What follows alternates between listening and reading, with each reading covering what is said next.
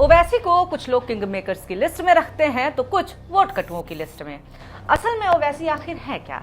इस बार महाराष्ट्र विधानसभा चुनाव में असदुद्दीन ओवैसी की पार्टी ऑल इंडिया मजलिस इत्तेहादुल मुसलमीन यानी कि AIMIM 16 सीटों पर चुनाव लड़ रही है।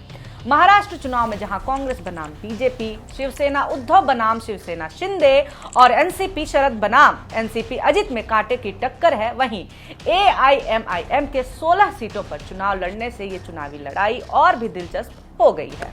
यहां असदुद्दीन ओवैसी की AIMIM किंग मेकर भी बन सकती है तो दूसरी तरफ महाविकास आघाड़ी की लंका भी लगा सकती है। ओवैसी किसका करेंगे फायदा और किसका करेंगे नुकसान? ओवैसी महाविकास आघाड़ी गठबंधन के लिए किंग मेकर का काम करेंगे या फिर लगाएंगे उनकी लंका? सवाल ढेर सारे हैं, इसलिए जवाब लेकर के हाजिर है पॉलिटिकल नारी।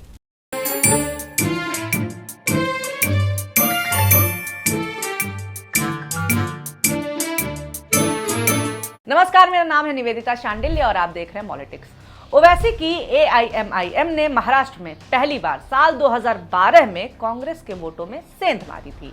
तब उसने कांग्रेस के गढ़ नांदेड़ नगर निकाय की 81 सीटों में से 11 पर जीत हासिल की थी।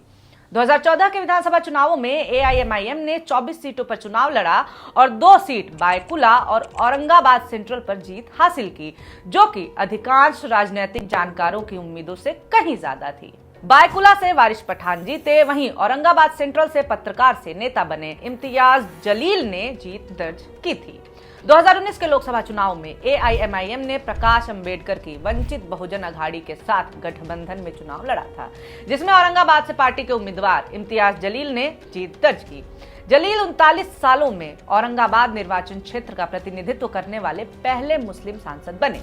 इसके बाद साल 2019 के महाराष्ट्र विधानसभा चुनाव में AIMIM ने 44 सीटों पर चुनाव लड़ा, जिसमें से 2 पर पार्टी ने जीत हासिल की थी।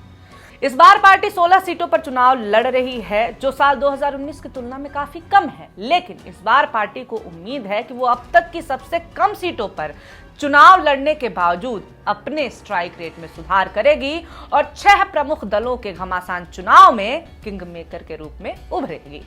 चुनावों से पहले AIMIM ने कहा था कि वो कांग्रेस, शिवसेना उद्धव और एनसीपी शरद के महाविकास आघाड़ी यानी MVA गठबंधन में शामिल होना चाहती है। इसके लिए AIMIM ने MVA नेताओं को पत्र लिख करके कहा था कि वो गठबंधन में शामिल होने के लिए बातचीत के लिए तैयार है, लेकिन उसे कोई जवाब नहीं मिला। इस पर AIMIM के महाराष्ट्र प्रमुख इम्तियाज जलील ने कहा कि पिछले 2 महीने से मैं उनसे AIMIM को अपने गठबंधन में शामिल करने के लिए कह रहा हूं। चुनाव के बाद शायद ऐसी स्थिति पैदा हो जाए कि वे मेरे दरवाजे के सामने खड़े हों, यानी कि कांटे के इस चुनाव में AIMIM के पास वो सीटें हों जो MVA को मुख्यमंत्री पद दिला पाए। ऐसा पहली बार नहीं है जब AIMIM ने MVA गठबंधन में शामिल होने की बात की हो। साल 2022 में भी जब महाराष्ट्र में MVA सत्ता में थी, तब AIMIM ने सत्ताधारी पार्टी के नेताओं से संपर्क किया था और कहा था कि वो MVA गठबंधन में शामिल होकर के इसे 3 पहिया ऑटो रिक्शा से आरामदायक कार में बदल सकती है। तब MVA गठबंधन में शामिल सबसे बड़ी पार्टी अविभाजित शिवसेना ने उद्धव ठाकरे के नेतृत्व में इस सुझाव को ये कहते हुए खारिज कर दिया था कि पार्टी कभी भी किसी भी ऐसे व्यक्ति के साथ गठबंधन नहीं कर सकती है जिसने मुगल सम्राट औरंगजेब के सामने सिर झुकाया हो।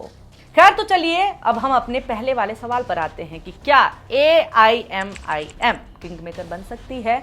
तो इसका जवाब है हाँ, क्योंकि 6 बड़ी पार्टियों में सीधे टक्कर होने की वजह से इस बार महाराष्ट्र चुनाव एकदम कांटे का है और एक-एक सीट से सरकार बन भी सकती है तो गिर भी सकती है।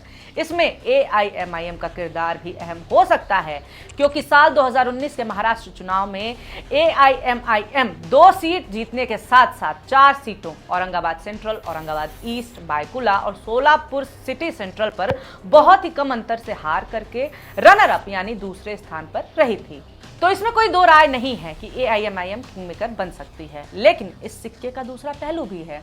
देखिए, AIMIM के ज्यादातर वोटर्स मुस्लिम हैं, तो ऐसा भी हो सकता है कि ये MVA के मुस्लिम वोटर्स में सेंध मार दें और MVA की ही लंका लगा दें। चलिए आपको मैं एक उदाहरण से समझाती हूँ। देखिए, जैसे कि हमने वीडियो में पहले बात की कि साल 2019 विधानसभा चुनाव में एआईएमआईएम ने 44 सीटों पर चुनाव लड़ा, 2 पर जीत हासिल की, 4 पर रनर अप रही।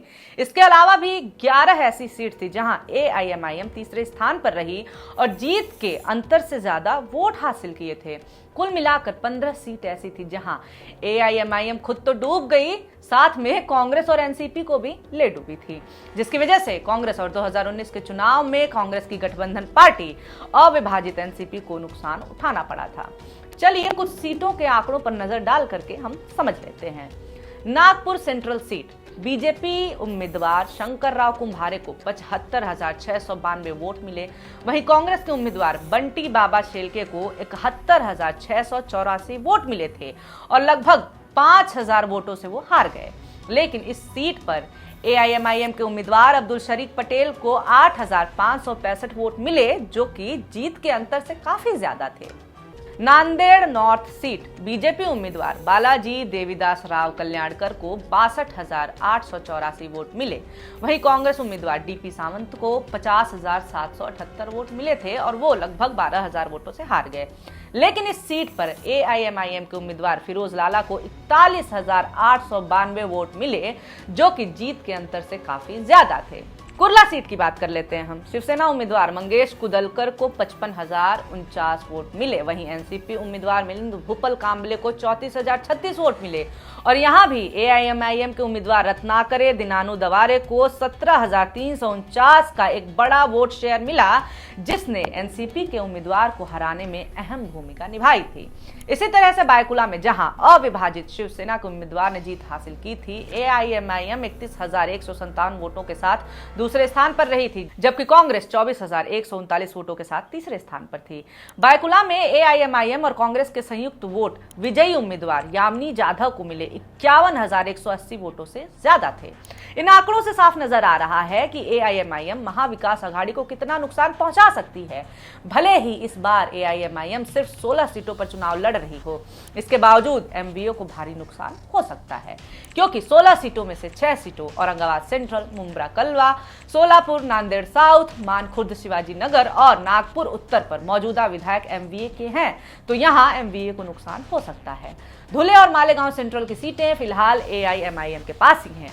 इसके अलावा 8 सीटों पर फिलहाल जहां महायुति के विधायक हैं, वहां भी एआईएमआईएम महाविकास अघाड़ी को भारी नुकसान पहुंचा सकती है। अब कितना नुकसान पहुंचाएगी, ये तो चुनाव का परिणाम आने के बाद ही पता चलेगा। इसके अलावा परिणाम आने के बाद ये भी पता चलेगा कि वर्तमान के गठबंधन टूटेंगे या बचेंगे, क्योंकि महाराष्ट्र की स्थिति ऐसी हो गई है कि किसी भी चीज की कोई गारंटी नहीं बची है। क्या अजित पवार महायुति के साथ रहेंगे, क्या एकनाथ शिंदे इस तरफ कूदेंगे, सभी तरह की और किसी भी तरह की जोड़ तोड़ हो सकती है। कोई नैतिकता की उम्मीद मत करिएगा, क्योंकि बची ही नहीं है।